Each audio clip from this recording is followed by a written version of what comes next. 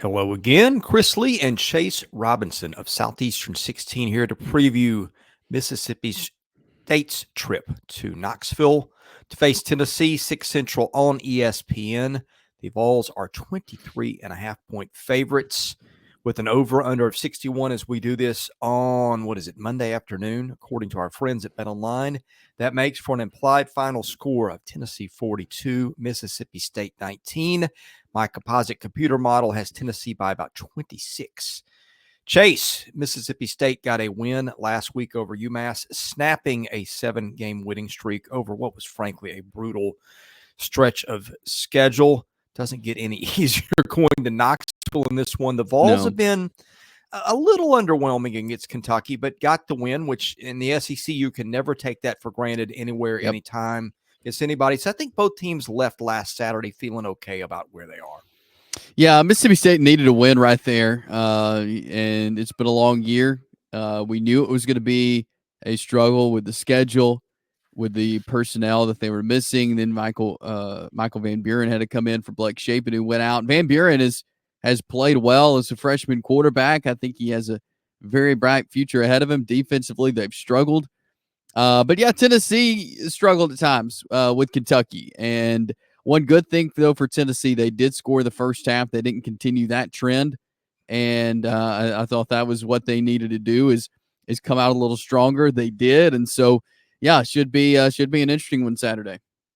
All right, let's talk about each side of the matchup. I'll have you pull up our first slide here.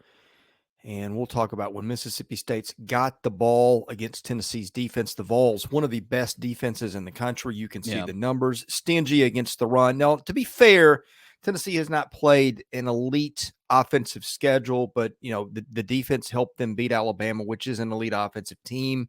Did catch Florida with half Graham Mertz, with some DJ Lagway, so that's good. So the competition's gotten better. The defensive line, the thing for the Vols that everybody pointed to coming in, the sack rate kind of pedestrian, but James Pierce and those guys have got the ability to get to the passer, and that is a problem for Mississippi State, is protecting Van Buren. You can see the sack rate there. And anyway, I think this is a game where State probably wants to slow it down and try to grind it out a bit. At least that's what I'd probably do against Tennessee. But that rushing defense for Tennessee just been so stout. It has been good, and we've seen them, like I mentioned, even when Tennessee wasn't scoring in the first half, their defense was doing a good job of keeping them in the game. And so I think Tennessee can hang their hat on this defense. They're very good. They make the plays they need to make. And, yeah, they've just been really fun to watch. The rush has been great. The edges there have been fun. So, I like the defense and what they have, especially on the front side there for Tennessee. Yeah, the question with the Vols kind of has been the secondary. They played well. You saw Tennessee got a long interception return last week by, I think, Brooks, who's had a couple of those this year. With Michael Van Buren, he's just been so good this year as a true freshman. And so I think that's one place. I mean, I just said State probably wants to grind it out, but it will be interesting to see if he can test that secondary, although I think that the Vols will really crank up the pass rush in that case if they do. Yeah, I think they will, and that is something to maybe try with Van Buren, see what he can do, get out there and throw it around a little bit and see if he can find some success. But, yeah, it's just, will he have time to do that? Will he have time to work? I think is the big question, because Tennessee really hasn't provided any time for any quarterback they faced really to have time to work. Yeah, and Van Buren not much of a runner, so that sort of helps you if you want to tee off a little bit, and you don't have to worry about escape routes and some of the things the Vols have faced recently with other quarterbacks. All right, let's flip sides of the matchup, and while we're doing that, we remind you BetOnline is the world's most trusted betting platform and your number one source for online betting, from the earliest odds to in-game live betting. BetOnline provides you with all the action and the ability to watch the games as they happen, with the world's largest selection of odds on everything from football, NBA, NHL to entertainment and political props. Hey, we got an election this week, you may have heard. Head to BetOnline today to get in on all the action with America's most trusted site for online wagering. BetOnline, the game starts here. State's defense, woof, boy, it has not been good. The State's been run on, thrown on. They don't have a pass rush. They don't force a lot of turnovers. Tennessee has struggled in first halves, as we've noted, but they've got Dylan Sampson, who is about as steady as they come. I think they'll get a steady diet of him.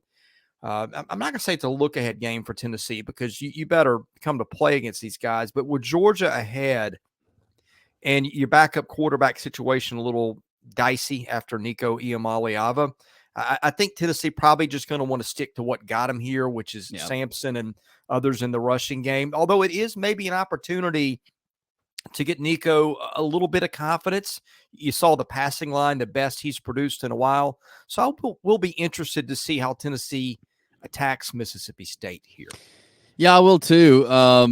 When you have a guy like Dylan Sampson, who's, I mean, I don't remember any team this year has really been able to stop him. I mean, he's been able to run on everybody that they've played and has done well. And so when you've got a guy like that, you've got an advantage in any game you play against. And especially Mississippi State, they've struggled with stopping the run. And so that sets up for a good day for Dylan Sampson. And but yeah, I think they could use this to see what they can do, throwing the ball around a little bit by Nico and see if they can get something going there. But to me, all Tennessee has to do is really establish the run, and I think they can do that. All right, let's get predictions and why, and we will start with you, Chase.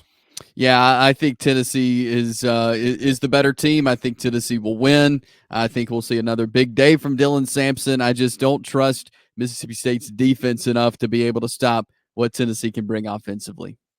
Yeah, I'm with you, although I think 20-something points feels like a lot. State has kind of played the competition, and you might say Tennessee has done that too, at least since conference play has started. So I think this is a team that will score some points, can score some points, although I think the defense, gosh, I'm trying to see that the closest thing they played to this was Texas and Georgia. So both elite defenses. So it's not like State can say it hasn't seen some elite defenses, but winning in this spot feels like a lot to bite off. No, Tennessee again, big game at Georgia next week. Could you see a look ahead spot? Yeah, I could see that. I could see a game that's maybe close into the third quarter just because of the way State has played other teams close.